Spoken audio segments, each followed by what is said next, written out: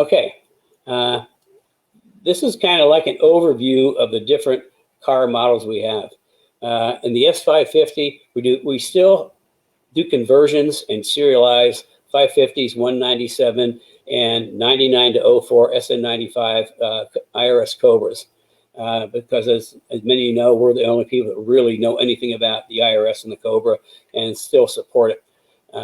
In fact, we're doing crazy business. We're having a lot of, the big thing now is, I think we've got 5 IRS carriers down in the other building waiting to be updated to get the geometry changes. And we actually have made, we cut the back, the back mount off that goes on the frame rail in the back because it's huge, it's clunky, it weighs a lot, and it gets in the way, especially if you have bigger tires. And we whacked that off. We just put a bracket on there that bolts straight to the frame rail in the back. We've recently modified that with some extra holes so it can be bolted to a Fox. We've got a whole, the big thing right now seems to be putting an IRS in a Fox car, which I think is just cool as can be. So we still do the IRS, and you know, we've got like the GT-ST, which would be like a sport touring package, which even though it's a sport touring, it's totally capable of the track.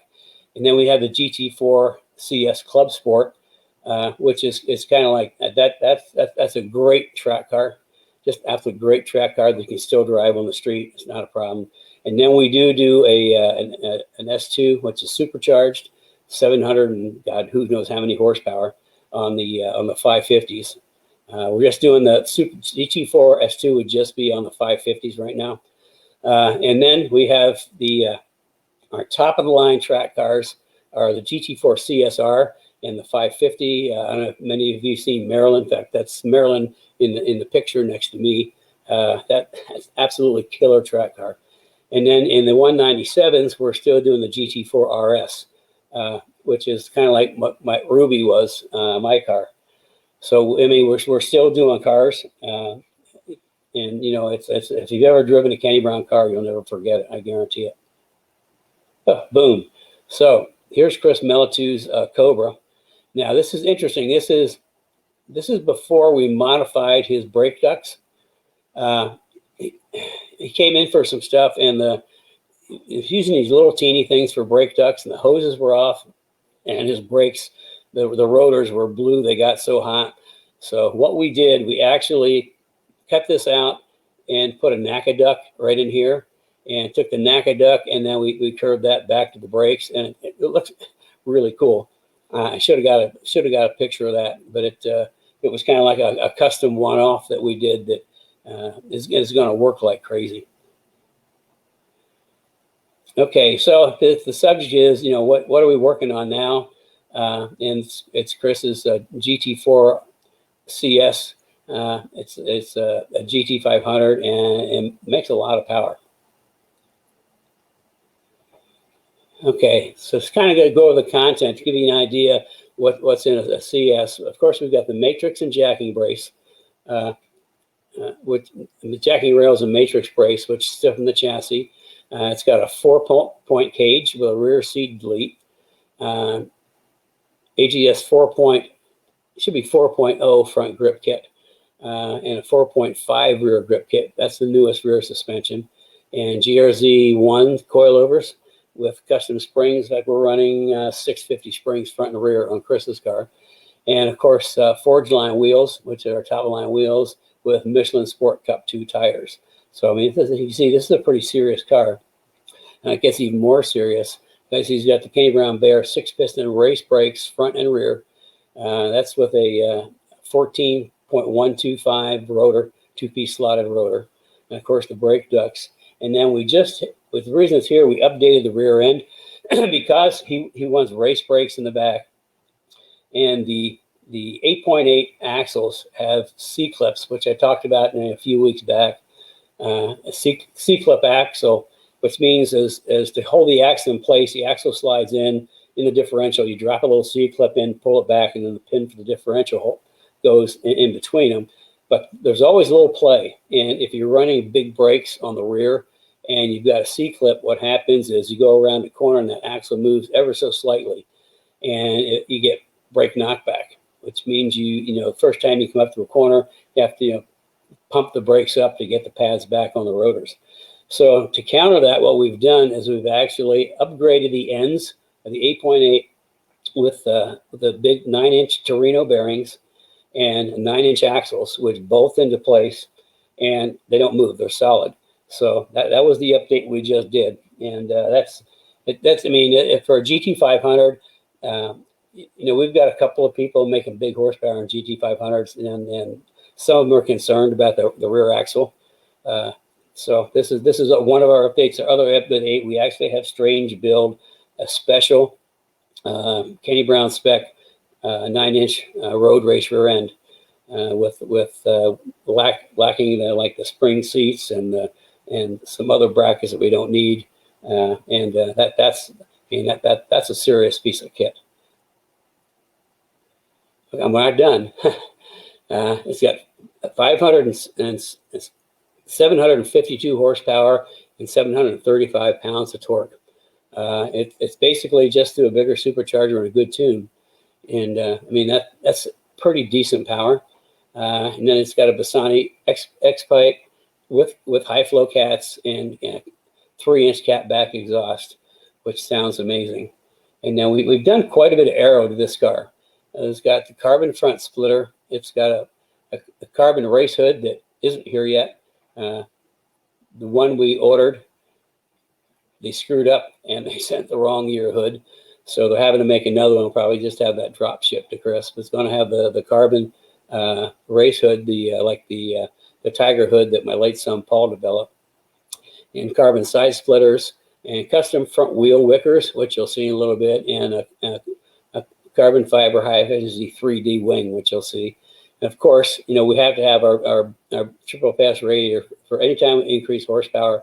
For every car we build, we put the triple pass radiator in. That has tremendous cooling capability. Just for example, we had a customer with a GT350 at Road America who was running pretty hot, and he put the triple pass radiator in, and it dropped his water temperature 30 degrees. I have another customer in Texas whose oil temperature was high, and it dropped his oil temperature 20 degrees. So it's great. It's an OE replacement. It drops right in. We've got them for SN95, S197, and 550 cars, and it's a triple thick, triple pass with 18% more cooling surface than other 3-core radiators. And of course, the brake ducting with the custom inlet I talked about, and carry through this in there, Kenny's secret tweaks. Well, I would tell you about them, but they're secret. and we just also installed Cobra seats and harness, and of course, it's got a short throw shifter. So here's a little bit of the front aero. This is the front fender fences or splitters that we put on, and the reason for this is pretty simple. If you were to look at a car head on, you'd see that the front fascia curves in at the bottom, and if you're looking dead on, you can actually see the tire sticking out here at the bottom. Well, what happens is the air comes around this corner, it sees the tire, and it deflects inside the fender well, which starts building pressure, which we don't want. So by putting this fence out here, then you can't see the face of the tire anymore. So the air is going to go around it, and because it's kind of like a wicker, it's going to create low pressure behind it, which means it's going to pull air out from underneath the front fender well, which, you take air out, that reduces the pressure, and you create more downforce in the front. So that's why we do it. We do it for, on some cars, we do it front and back. It's something we do, kind of custom in the shop, car by car basis that works really, really well. And here's the side splitters. And this little thing, we put these little, you can't see that, it's got like 3 little arrows on it. And what that is, that's for jack placement. All you have to do is stick the jack under. See, I got the jacking rails. You roll the jack under there. And once you jack it up, find the jacking rails one time and jack it up. And what you do is you put a piece of tape or mark the jack right here where that edge is. So all you have to do is put the jack into the mark on the jack and jack it up, and boom, the car's in the air really fast. I mean, we mark all of our cars for jacking points. It's something it started with the Celine program in '86, and we've just carried it through ever since. Okay, and we've also did the rear diffuser. This is carbon, and it looks pretty cool. The whole purpose of the rear diffuser is to tidy up the air that's flowing underneath the car. So when it gets to the back here, it doesn't tumble. It actually kind of smooths it out a little bit. The other thing too is the diffuser can actually, by tidying up the air coming underneath the car, the diffuser can actually help make the rear wing more efficient. And speaking of rear wings, this is the 3D carbon wing. And it's 3D because you can see the center section is raised. You can see it here too. Well, the reason it's raised is especially on sedans. I mean, the air is coming over the top of the car and down the back, but air starts to separate at the rear window.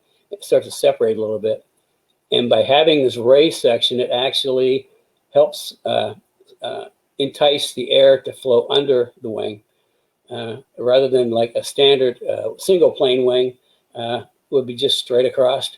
By having this raised section, it helps get the air to flow underneath the wing, so it makes more downforce.